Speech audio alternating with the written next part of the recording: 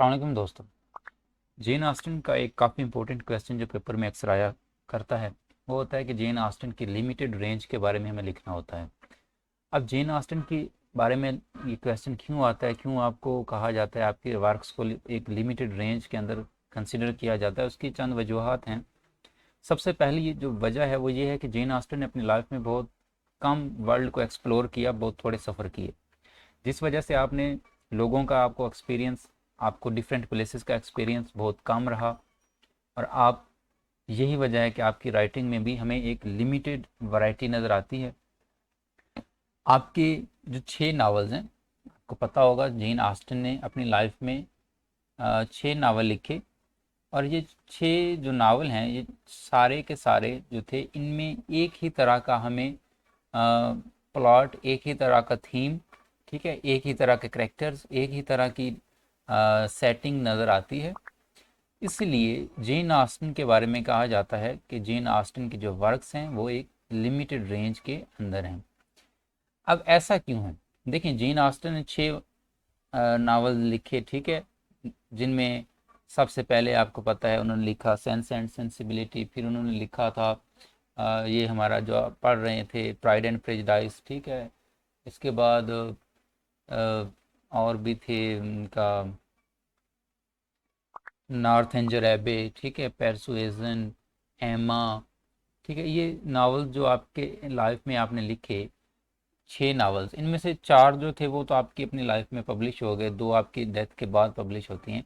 लेकिन अगर बात की जाए तो इन 6 के 6 नावल्स में हमें जो थीम मिलता है वो सारा नावल्स में थीम बेसिकली लव, मैरिज और कोर्टशिप का हमें थीम मिलता है, ठीक है। यानी सारे नावल्स में एक ही थीम पर आपने लिखा है। सेटिंग की बात की जाए तो आपके जितने भी नावल्स हैं सब नावल्स में आपको, आपने जो एक प्लेस सेटिंग रखी है अपने नावल्स में, वो आपने नीदरफील्ड के बारे में, ठीक है, आपके नावल्स में इस प्लेस को बहुत ज़्यादा इस्तेमाल किया गया है, इसका जिक्र किया गया आपके हर नावल में। नीदरफील्ड, लॉन्गबॉर्न,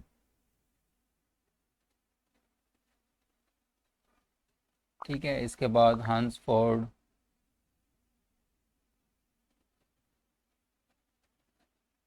हंसफोर्ड के अलावा आपका मैरिटन, ठीक है, जहाँ पे फर्स्ट टाइम ये मिलते हैं इस नावल में,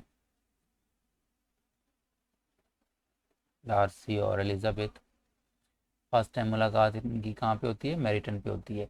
पैम्बरली, ठीक है, जहाँ पे इसके अंकल रहते थे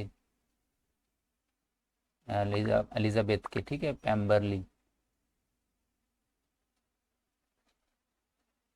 तो बेसिकली आपके 6 के 6 नावल्स में जो प्लेस सेटिंग रखी गई है वो यही प्लेसेस रखी गई, नीदरफील्ड, लॉन्गबॉर्न, हंसफोर्ड, मैरिटन, पैम्बरली। थीम आपने हर नावल में मैरिज डिस्कस किया, आपने लव के बारे में लिखा, ठीक है, तो थीम भी आपके क्या थे? सेम थे, प्लेसेस आपके सेम रहीं। इसके अलावा आपकी जो आर्ट ऑफ करेक्टराइजेशन है, आपने हमेशा डोमेस्टिक करेक्टर्स के ऊपर लिखा, ठीक है। डोमेस्टिक करेक्टर्स मीन्स कि आप घरेलू करेक्टर्स के बारे में लिखती रहीं, ठीक है। आपके करेक्टर्स जो थे वो ऑर्डिनरी पर्सन्स होते थे, ठीक है। आपने किसी भी नावल में पुअर क्लास के प्रॉब्लम्स को, मसाइल को डिस्कस नहीं किया, ना ही अरिस्टोक्रेट फैमिली के ऊपर आपने लिखा। आपने अपने हर नावल में मिडिल क्लास को ही रिप्रेजेंट किया है, ठीक है, मिडिल क्लास को आप रिप्रेजेंट करती रही हैं अपने हर नावल में। इसके अलावा आपके सारे नावल में हमें जो चीज़ कॉमन नज़र आती है वो है फेमिनिज़म, ठीक है। फेमिनिज्म आपके नावल में बहुत ज़्यादा नज़र आती है हमें।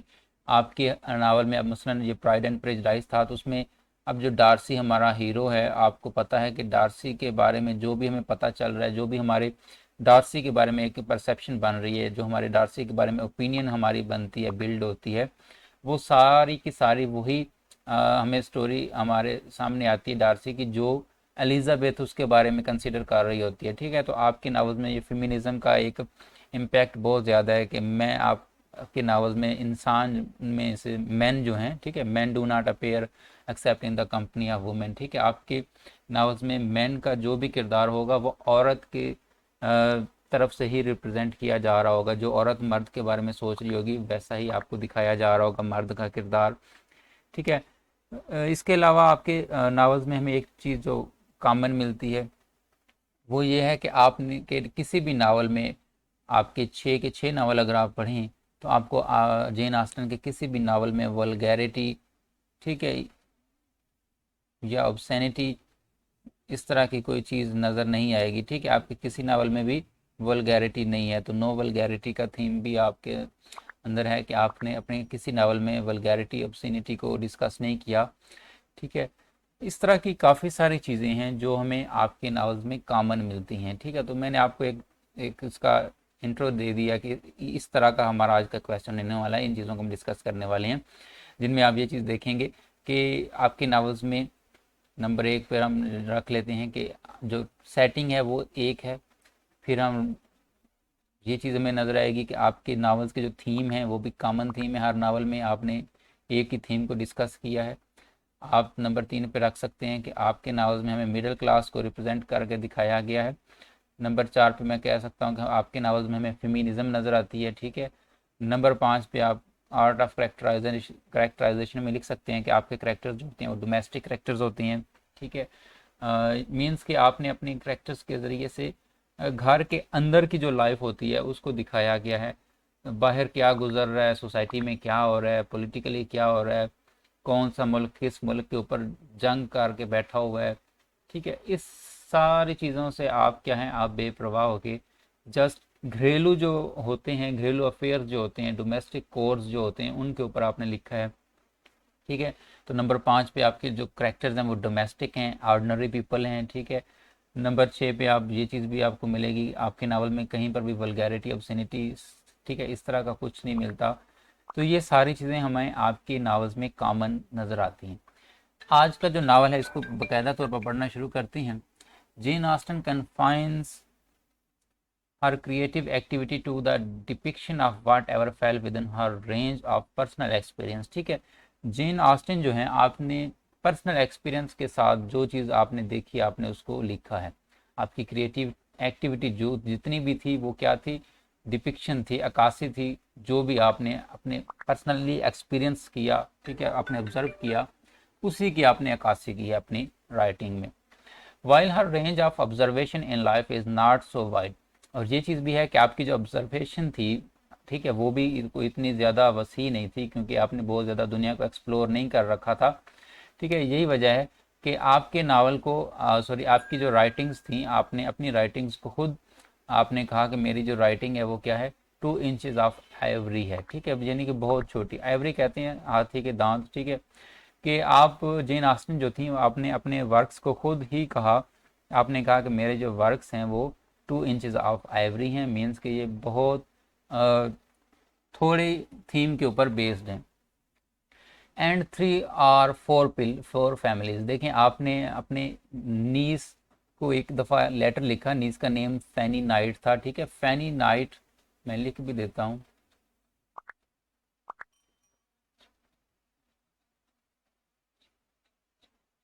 KNIGHT नाइट, फैनी नाइट जो कि आपकी नीस हैं, आपने नीस को लेटर लिखा। उस लेटर में आपने कहा था कि there are 4 families in a country village is the very thing to work on, कि मेरे पास सिर्फ 3 या 4 फैमिलीज़ हैं, 3 या 4 मौजू हैं, ठीक है, जिनके ऊपर मैंने लिखना होता है, बस यही मेरे काम है। तो ये दो दो कोटेशन हैं, ये जेन ऑस्टन ने अपने वर्क्स के बारे में खुद ही लिखी हैं। इसके अलावा लॉर्ड डेविड सिसल की एक लाइन एक कोटेशन के साथ आप जेन ऑस्टन की लिमिटेड रेंज को डिस्क्राइब कर सकते हैं। लॉर्ड डेविड सिसल ने कहा था, she very wisely stayed with in the range of her imaginative inspiration, ठीक है। आप क्या थी, आप जो भी अपनी एक लिमिटेड रेंज के अंदर रह के आपने नहायत ही खूबसूरती के साथ लिखा।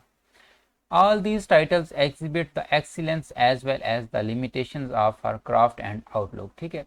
ये सारे जो टाइटल हम डिस्कस कर रहे हैं, ठीक है, 2 इंचेस ऑफ आइवरी, 3 और 4 फैमिलीज, ठीक है, ये सारे क्या रिप्रेजेंट करते हैं, ये इस चीज़ को एग्जिबिट, इस चीज़ का इजहार कर रहे हैं कि आपने क्या किया, आपने बेशक लिमिटेशंस के अंदर रह के लिखा लेकिन आपने अपना काम, अपने ख्यालात को बेहतरीन तरीके के साथ लिखा। Although she works on a very small canvas, yet she has widened the scope of fiction in almost all its directions। ठीक है, बेशक आपने बहुत ही स्मॉल कैनवस पर लिखा, मतलब कि जो आपके थीम थे वो बहुत ही कॉमन थे। बहुत ही कॉमन मतलब ये नहीं कि हर बंदे को रिलेट कर रहे हैं, बेशक मेरा कॉमन से यहाँ पे मुराद ये है कि आपने हर नावल में जो थीम लिया वो सेम थीम रखा। तो बेशक आपने एक ही मौजू पर लिखा, लेकिन आपने फिक्शन के हर एक पहलू को उसमें डिस्कस किया।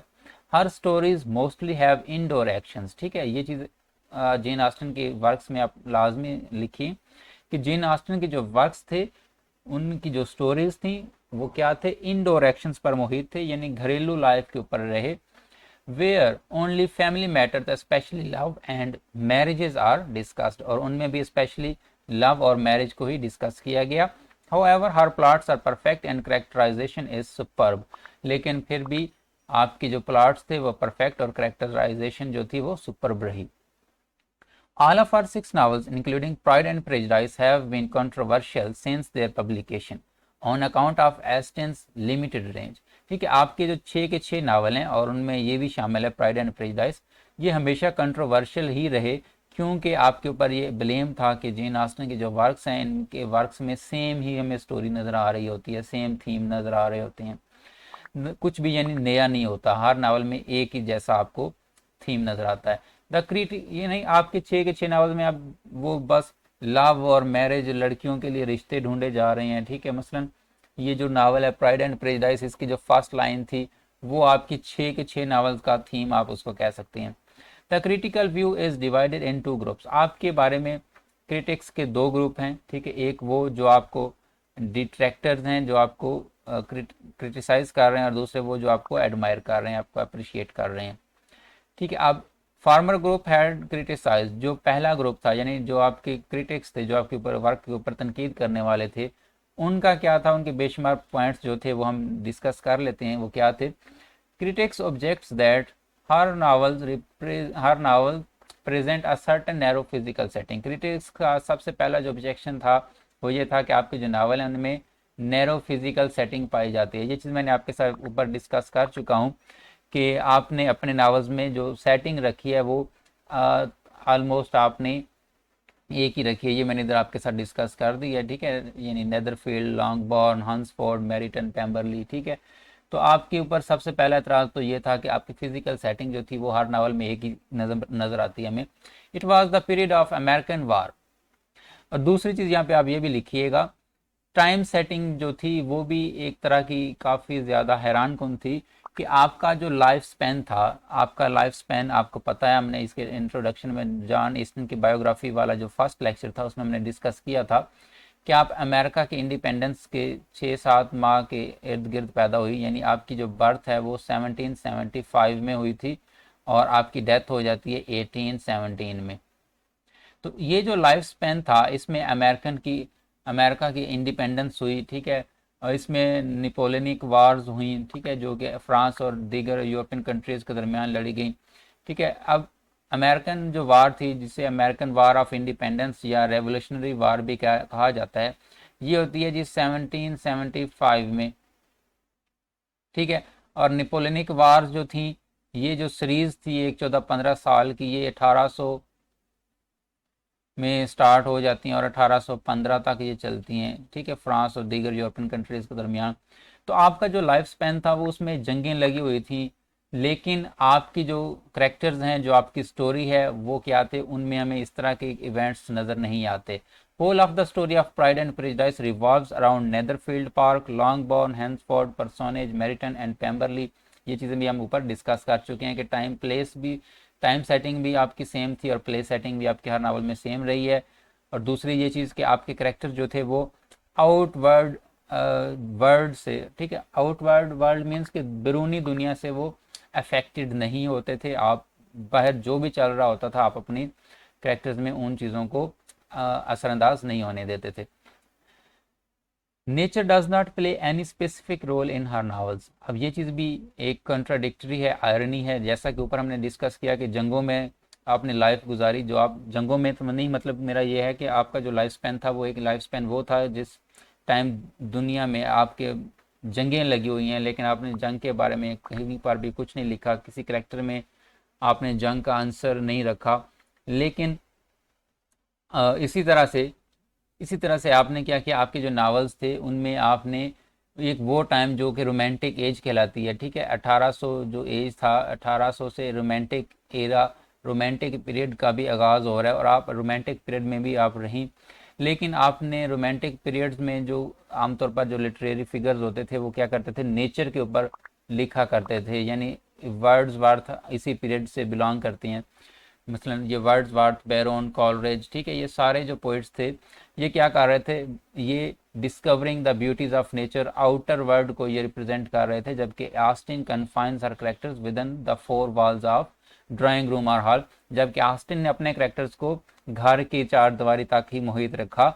एडवर्ड फिट्जजेरल्ड स्टेट्स, यहाँ पे एडवर्ड फिट्जजेरल्ड का कमेंट बहुत ही वैल्यूएबल है, आपने कहा she never goes out of the parlour, कि वो पार्लर से कभी भी बाहर नहीं निकली। मतलब ये कि आपके करेक्टर्स, आपकी जो हीरोइंस, आपके हीरो जो थे वो एक चार दीवारी में ही रहे। Austin avoids the sense of patience described by the Romantics because of classical views of order and control. ठीक है, रोमांटिक्स की जानब से जो पैशंस को रिप्रेजेंट किया जाता था आपने उस चीज़ को भी अवॉइड किया। इस पर ब्रोंटी ने कंडेम करते हुए आपको कहा कि the passions are completely unknown to her. ठीक है, आप जो थी यानी कि जेन ऑस्टिन जो थी वो पैशन से मुकम्मल तौर पर नावाकिफ थी। Critics have complained that her subject matters are very much the same. ये चीज़ भी आपको मैंने शुरू में बता दी थी कि क्रिटिक्स जो थे वो क्या करते थे कि आपकी जो थीम है, आपके जो सब्जेक्ट्स हैं, सब्जेक्ट या थीम एक ही बात है, मौजू, ठीक है, वो हर नावल में हमें सेम मिलता है। And she writes the same sort of story, और हर नावल में वो एक ही तरह की कहानी लिख रही है, लव, मैरिज और कोर्टशिप पर। Also that she does not introduce any great variety in her characters. ठीक है, और करेक्टर्स भी सेम तरह के ही हमें मिल रहे हैं। ठीक है, डोमेस्टिक करेक्टर्स हैं, ऑर्डिनरी करेक्टर्स हैं, मिडिल क्लास से बिलोंग करने वाले हैं, तो करेक्टर्स भी सेम रहे हैं। तो इस चीज़ को क्रिटिक्स ने काफ़ी ज़्यादा क्रिटिसाइज किया। All of her 6 novels deal with the same theme of love and marriage. ठीक है, there are pretty girls waiting for eligible bachelors to be married to. ठीक है, प्राइड एंड प्रेजुडिस में भी यही स्टोरी चल रही थी। The opening line of Pride and Prejudice is the theme of her 6 novels. Pride and Prejudice की जो ओपनिंग लाइन है इसको आपने याद रखना है, क्योंकि आपके सारे नॉवेल्स का ये थीम भी कंसिडर किया जाता है। उसकी ओपनिंग लाइन क्या थी, आपकी opening line pride and prejudice में थी, it is a truth universally acknowledge, कि ये एक बैनुल अक़वामी तौर पर ये हर बंदे की तरफ से माने जाने वाला एक सच है, ये एक सच्ची हकीकत है कि that a single man in possession of a good Fortune, की एक अच्छा जो शख्सियत जो अच्छी हैसियत में must be in want of a wife, उसे लाजमी तौर पर एक औरत की, एक बीवी की ज़रूरत पड़ती है। ठीक है, and other limitation of Jane Austen is the feminisation of her novels. दूसरी चीज़ ये भी काफ़ी आपको नावल्स में कॉमन नज़र आती है कि आपके हर नावल में फेमिनाइजेशन का जो एलिमेंट है वो बहुत ज़्यादा हमें नज़र आता है, प्रिवेल्ड है। Man never appear accept in the company of women. ठीक है, ये चीज़ आपने याद रखनी है कि फेमिनाइजेशन की वजह से आप क्या है कि आपके करेक्टर्स आप जो हैं उनमें जो मेल करेक्टर्स हैं वो स्टोरी में हमें वैसे ही दिखाए जाते हैं जैसा कि कोई औरत उसके बारे में सोच रही होती है। मसलन मिसाल के तौर पर आप यहाँ पे डार्सी जो था उसके बारे में जो परसेप्शन, जो उसके बारे में ओपिनियन एलिजाबेथ ने कायम कर रखी थी, हमें डार्सी का character through out the story वैसा ही दिखाया गया, उसको उसको एक विलन के तौर पर दिखाया गया। लेकिन एंड पे जाके डार्सी ने जब लेटर लिखा एलिजाबेथ को तो तब हमें पता चला कि नहीं, डार्सी वैसा नहीं था।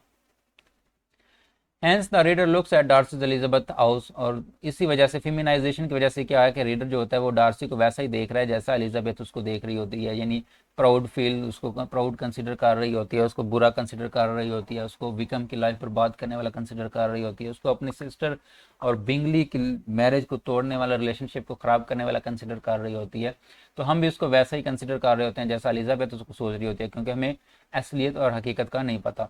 Even in her limited world Austen restricts herself to the depiction of a particular class of country gentry. ठीक है, अपने लिमिटेड वर्ड में ऑस्टन ने क्या किया, आपने लोअर क्लास को ही ना टच किया और ना ही आपने अरिस्टोक्रेट के ऊपर कुछ ज़्यादा लिखा।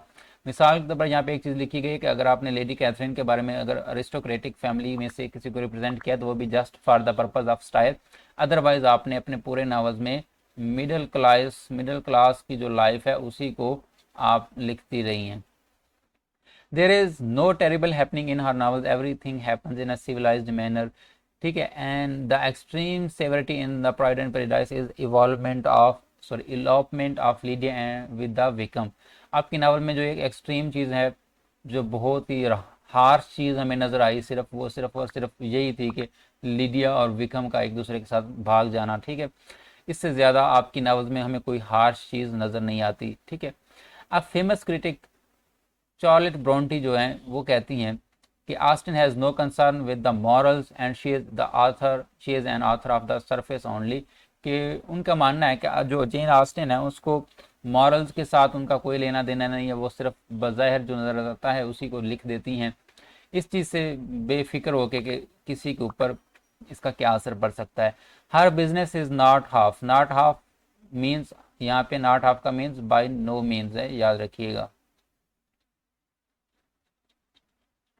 ठीक है, her business is by no means so much with the human heart. आपका जो वर्क था, आपका जो काम था, उसका किसी तौर पर भी ह्यूमन हार्ट से कोई लेना देना नहीं था, जितना कि आपने ह्यूमन आई, माउथ, हैंड्स और फीट के बारे में आपने लिखा। The defence of Jane Austen's limited range comes from the nature of her novels. आपके जो डिफेंस करने वाले हैं, लिमिटेड रेंज को जो डिफेंड करने वाले हैं, उनका क्या कहना है। अब हम उनकी आर्गूमेंट्स को देख लेते हैं।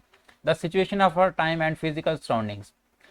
उनका सबसे पहले तो ये हम सफाई देते हैं कि चूँकि जेन ऑस्टन की जो टाइम और फिजिकल सराउंडिंग थी वो बहुत एक ही जगह पर रही। आप एक क्लर्जी मैन की बेटी थी, आपने ज़्यादा दुनिया का सफ़र नहीं किया, दुनिया नहीं घूमी, तो इस वजह से आपके जो नावल्स हैं उनमें ये चीज़ रह गई। तो यहाँ पे हम एक ये आपके हक में आर्गूमेंट दे रहे हैं जो आपके एडमायरर हैं। Austen's novel are termed as domestic novels. Austen के नावल को डोमेस्टिक नावल्स भी कहा जाता है क्योंकि उसमें घरेलू लाइफ को ही बयान किया गया है। She belongs to the era when neither the girls were allowed to be admitted to the universities nor to be intermingled freely with men। और दूसरी चीज़, हम उनके जो एडमायरर हैं वो उनके हक में लिखते हैं कि जो जेन ऑस्टिन थी वो उस लाइफ में थी, उस पेन में से रही हैं कि जब औरतों को, जब लड़कियों को यूनिवर्सिटीज़ में दाखिले नहीं दिए जाते थे, उन्हें पढ़ने के लिए आज़ादी नहीं होती थी और ना ही उन्हें मर्दों के साथ खुलम खुला घुल मिल जाने की आज़ादी होती थी। इसलिए जेन ऑस्टिन की राइटिंग में हमें कुछ ना कुछ लिमिटेड रेंज ज़ाहिर है फिर होनी थी। ठीक है, so it is natural that her range is limited. ठीक है, Austin was a daughter of a country clergy man, she has very less exposure. ठीक है, ये चीज़ मैंने अभी आपसे शेयर की थी कि आपने दुनिया के ज़्यादा विजिट नहीं किए सिवाय लंदन की कुछ प्लेसेस की या फिर बाथ जब आप गई। ठीक है, बाथ का मैंने आपको पिछले लेक्चर में भी बताया था कि जहाँ पे एक डांस इन्वेंट हुआ था। ठीक है, तो वो डांस कहाँ पे इन्वेंट हुआ, बाथ के जगह पे इन्वेंट हुआ वो डांस। ठीक है, तो आपने जस्ट लंदन की कुछ प्लेसेस या फिर बाथ को विजिट किया था। Hence the world she experienced was very small. In a letter to her nice niece Austen wrote there are 4 families in a country village. ठीक है, ये कोटेशन मैं आपके साथ ऊपर शेयर कर चुका हूँ। Though Austen's limitations are very self imposed yet within her deliberately restricted field her art is perfect. ठीक है, अगरचे उसकी जो लिमिटेशंस हैं वो उसके ऊपर मुसलत की गई हैं, लेकिन फिर भी हमें ये चीज़ नज़र आती है कि आपका जो वर्क है, आपका जो आर्ट है वो परफेक्ट है। Realisation of one's limitation is a positive virtue.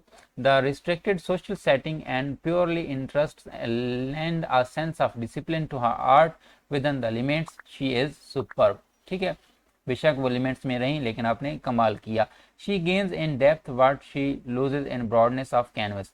यहाँ पे हम ये चीज़ कह रहे हैं कि उन्होंने उस चीज़ को इतना तफसील, इतनी गहराई के साथ उस चीज़ को लिखा, उस चीज़ को हासिल किया, जो कि अगर वो ब्रॉडनेस में लिखती तो शायद वो चीज़ खो देती, वो चाम, वो इंटरेस्ट वो शायद बाकी ना रहता। तो उन्होंने बेशक ब्रॉडनेस को अचीव नहीं किया लेकिन उन्होंने डेप्थ को अचीव करके रखा अपने नावल्स में। Her characters stem from a class which she knows well and hence. आपके जो करेक्टर्स थे वो उन्होंने अपने करेक्टर्स को एक ऐसी क्लास से निकाला जिस क्लास से वो अच्छी तरह वाकिफ थी, इसीलिए आपके करेक्टर्स रियलिस्टिक और लाइफ लाइक हमें नजर आते हैं। Elizabeth Bennet is one of the most delightful heroines.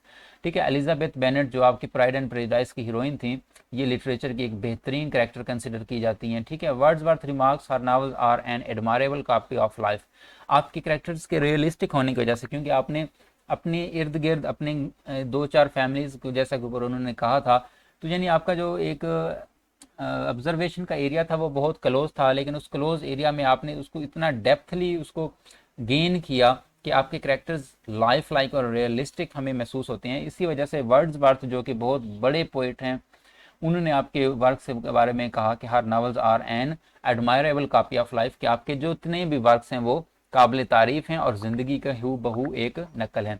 It would be wrong to say that her novels lack passion and profundity, ठीक है, और ये कहना गलत है कि आपके नावल्स में पैशन और प्रोफाउंडिटी जो है वो लैक करती है, कम है। Her themes are love, courtship and marriage and it is impossible. जैसा कि हमने ऊपर पढ़ा था कि क्रिटिक्स ने कहा था कि जो आपकी नावल है उनमें पैशंस की लैग है, ठीक है, she is unaware to passions, ये कोटेशन हम ऊपर डिस्कस कर चुके हैं, ठीक है। यहाँ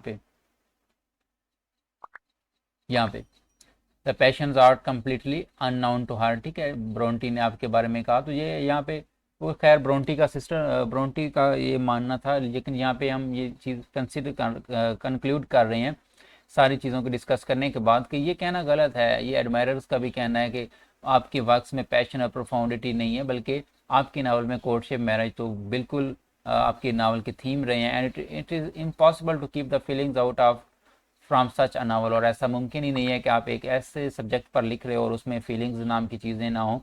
besides love there are also significant emotions like jealousy of Bingley, ठीक है, और सिर्फ पॉजिटिव फीलिंग्स नहीं बल्कि आपने नेगेटिव फीलिंग्स को भी बल्कि आपने तो रिप्रेजेंट कर रखा है। कनिंगनेस ऑफ विकम को आपने लिखा, स्नोबरी ऑफ लेडी कैथरीन को लिखा, ठीक है, all are depicted by Austen with perfect sincerity and conviction, ठीक है। She also holds a definite moral concern in her novels, आपने अपने नावल में इखलाकियात को भी एक गहरी फिक्र के तौर पर लिखा है, ठीक है। आपको आपके नावल्स को मैनर्स के नावल भी कहा जाता है। She loves at the shortcomings of people to correct their behaviour, अब लोगों की जो खामियां कोताहियां होती हैं उनको दुरुस्त करने के जो तरीके होते हैं उनके ऊपर भी आपने लाफ किया, क्रिटिसाइज किया, आपने मोकरी की। Within the theme of love and marriage she deals with manners to correct the conduct of middle class country gentry, ठीक है, आपने मिडिल क्लास के लोगों के बिहेवियर को दुरुस्त करने के लिए भी लिखा। She preaches the dictum of know thy self, आपने अपने आप को पहचानने के मकौले के ऊपर आपने बात की, ठीक है। डेक्टम कहते हैं मैक्सिम को, मकौले को, प्रोवर्ब को, ठीक है। तो आप इस मकौले, इस प्रोवर्ब पर काम करते रहें कि नो दे सेल्फ, के अपने आप को पहचानो। Hence she aims at high morality, she also depicts the merits and strength of a marriage based on understanding through the wedding of Elizabeth and Darcy, ठीक है।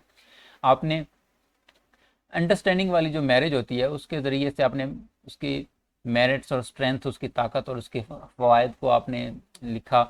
The nature of her craft is defined by Austin herself, अपने work को Austin ने खुद ही define किया। किस तरह से आपने कहा, विद बिट ऑफ एरोनी, कि थोड़ी सी आयरनी करके। आयरनी क्या होता है, आयरनी मीन्स सितम ज़रीफ़ी इसका मैनी होता है, लेकिन लिटरेचर में ये ऐसी डिवाइस होती है जिसमें क्या होता है कि एक जो करेक्टर होता है वो तो अपनी बात, अपने अफ़ाल, अपने एक्शन से ना वाकिफ़ होता है कि इसका एक्चुअल में क्या असर पड़ेगा, इसका जो मैं बात कर रहा हूँ इसका एक्चुअल में क्या मतलब बनता है, लेकिन रीडर वो सारा कुछ समझ रहा होता है, रीडर को सारा पता होता है। तो with bit of irony on which I work with so fine brush, ठीक है, आयरनी को सार्केज्म यानी कि तंज भी कहा जाता है, ठीक है। With bit of irony on which I work with so fine brush to produce little effect after much labour, वो कहती है कि मैं थोड़े से आयरनी का इस्तेमाल करके बहुत ही ज़्यादा मेहनत करती हूँ, बहुत अच्छे कलमात ढूंढने की कोशिश करती हूँ ताकि मैं एक बहुत ज़्यादा मेहनत के बाद एक अच्छा वर्क प्रोड्यूस कर पाऊँ। With in her theme and subject matter Jane Austen is unparalleled in her skill and plot construction, आपके अगर थीम और सब्जेक्ट मैटर के अंदर रहकर बात की जाए तो जेन ऑस्टिन जो है वो बेमिसाल हैं अपने स्किल, अपनी महारत में, प्लॉट कंस्ट्रक्शन में, ठीक है। अब हालांकि अरिस्टोटल ने एक परफेक्ट प्लॉट, एक परफेक्ट नावल या ड्रामा उससे कहा था जिसमें सिंगल प्लॉट हो, ठीक है। ये अरिस्टोटल का मानना है कि सिंगल प्लॉट वाली जो स्टोरी होती है, जो ड्रामा या नावल होता है, वो एक बेस्ट ड्रामा कंसिडर किया जाता है। आपकी नावल में बेशक हमें प्राइड एंड प्रेजुडिस में सब प्लॉट्स भी मिलती हैं, मसलन जेन और बिंगली, लीडिया और विकम की स्टोरी भी साथ चल रही है, शार्लेट और कॉलिंस की साथ साथ स्टोरी चल रही है, लेकिन ये सारे आपने इतनी महारत के साथ मेन करेक्टर यानी एलिजाबेथ और डार्सी के साथ इनकी स्टोरी को मैच कर रखा था, मिला रखा था कि हमें ये महसूस ही नहीं हुआ कि यहाँ पे अलग अलग स्टोरियाँ चल रही हैं, बल्कि नहीं, हमें वो सारे जो करेक्टर्स थे वो एट द होल एलिजाबेथ और डार्सी के साथ कनेक्टेड नज़र आते हैं, और ये एक बहुत ही कमाल और अनपैरेलल्ड स्किल है, ठीक है। Even in her limits no two of her characters are repeated. अगरचे आप बहुत लिमिटेड रहीं लेकिन फिर भी आपके करेक्टर्स में हमें ऐसा नहीं नज़र आता कि कोई करेक्टर दोहराया जा रहा हो कि यहाँ पे इस नावल में भी वही करेक्टर था और इस करेक्टर इस दूसरे नावल में भी सेम उसी तरह के करेक्टर्स उसी तरह के वर्क्स उसी तरह के एक्टिविटीज़ के साथ हमें नजर आए।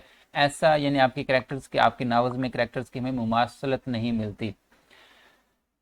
यानी डोमेस्टिक करेक्टर्स तो आपने बेशक रखे लेकिन आपने डोमेस्टिक करेक्टर में भी मसलन अगर यहाँ पे एक करेक्टर है तो इसने अगर डोमेस्टिक कोर्स में से अगर इस चीज़ को डिस्क्राइब कर रखा है इस चीज़ को रिप्रेजेंट कर रहा है तो दूसरे नावल में वो उस चीज़ को नहीं किसी और चीज़ को रिप्रेजेंट करेगा किसी और नेम के साथ किसी और दूसरे थॉट के साथ वो आता है। ठीक है, तो इसलिए आपके जो करेक्टर्स हैं वो हमें रिपीटेड होते नजर नहीं आते। GH. Lewes remarks her circle may be restricted but it is complete.